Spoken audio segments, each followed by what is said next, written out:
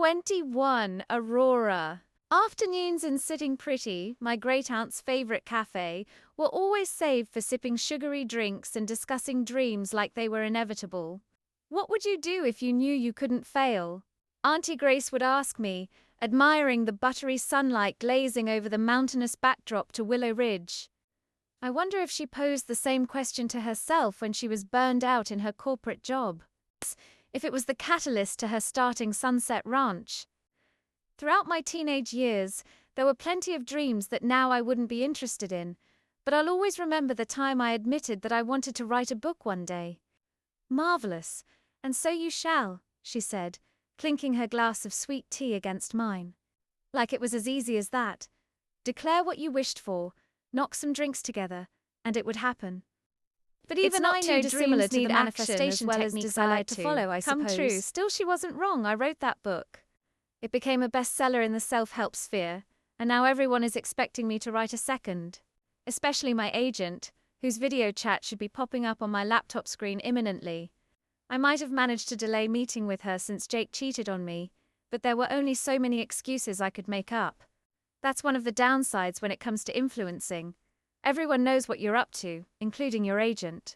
I've already devoured 2 berry smoothies, hoping the sugar will give me a rush of energy. Yesterday was supposed to end with a chilled early night that consisted of purely a bubble bath, a quick FaceTime with my best friend, and reading a motivational book. Yet instead, I found myself dancing on the deck, wrapped in the thick arms of Wyatt Hensley, who once again ruined me with the sight of him in grey sweatpants.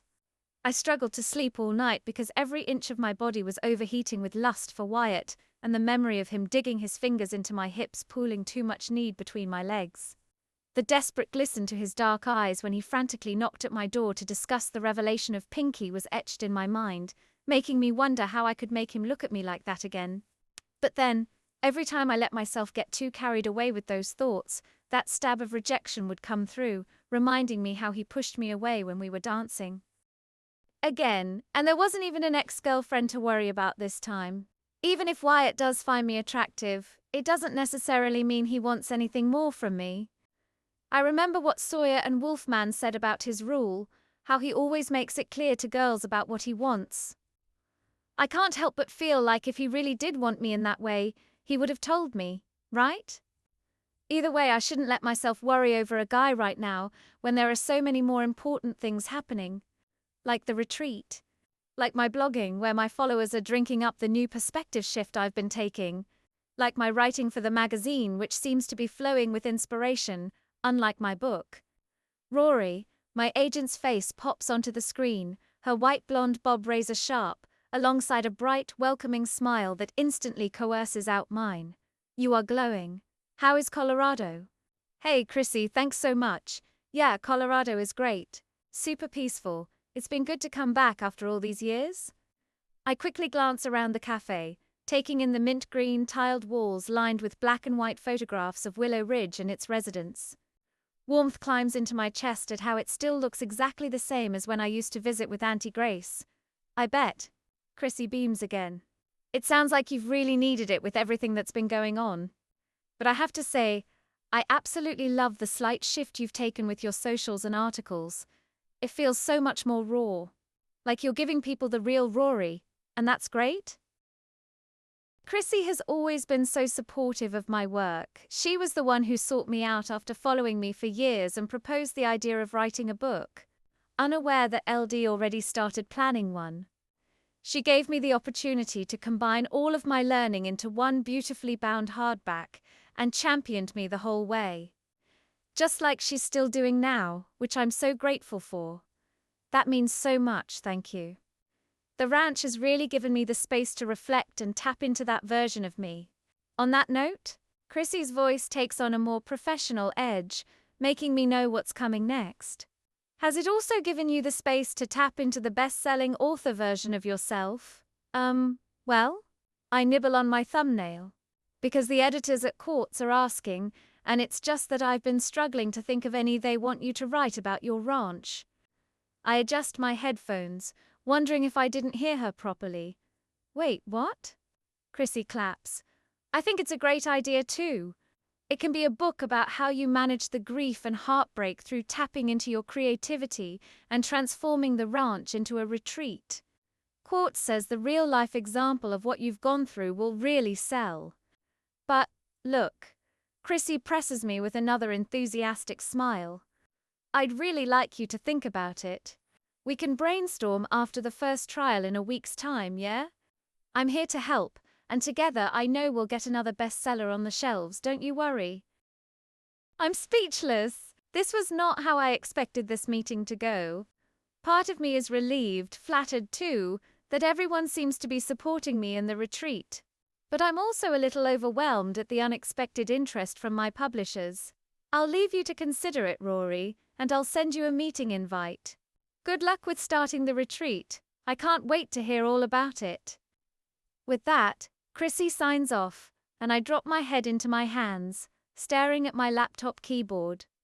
A few seconds later, another berry smoothie lands on my table, making me squeak.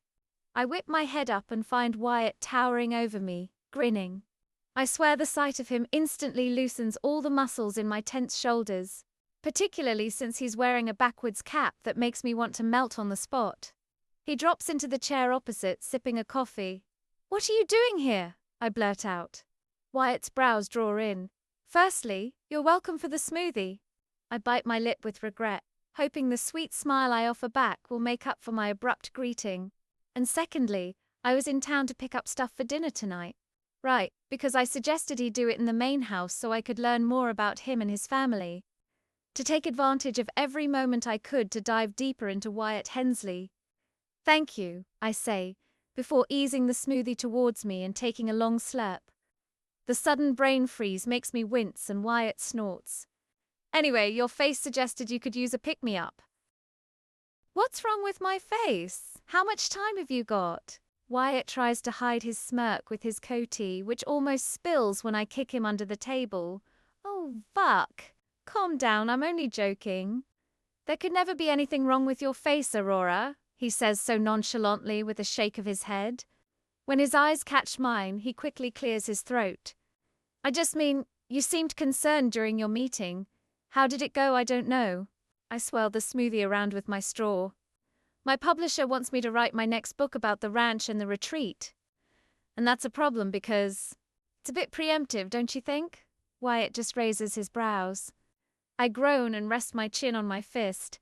What if the retreat doesn't work out in the end? Well, I'm supposed to write a book about how I overcame heartbreak by starting up a new business venture only for it to fail. That's not going to sell, and I don't like that my author career is basically riding on that. To my surprise, Wyatt just laughs. Then he snatches my smoothie from me. "You don't deserve this anymore." "What? Why?" I pout, failing to stop him. "Because you clearly don't trust my judgment and that hurts." He shrugs, and then has the audacity to drink some of the smoothie, watching me with dark eyes and a crooked smile. Afterwards, he licks his lips, and I have to look away before I'm hit with memories I really don't need right now. I'll definitely have to leave out any mention of my stupid feelings for the head rancher in the book, that's for certain. Chapter 4. How I became embarrassingly desperate for the cowboy who was still in love with his ex. "I've told you multiple times that I believe in you in this retreat." Wyatt leans forward, resting his hands achingly close to mine. His little finger gently brushes against my knuckles, and I have to suppress a shiver. I hate that I want so much more of his touch than this. "If your publishers want you to write about it, then they clearly believe in it too. And I just know that if Grace were here, she'd be cheering you on." My chest constricts. Wyatt's eyes dart between mine, as if searching for my thoughts, and his fingers reach out, resting on top of my hands.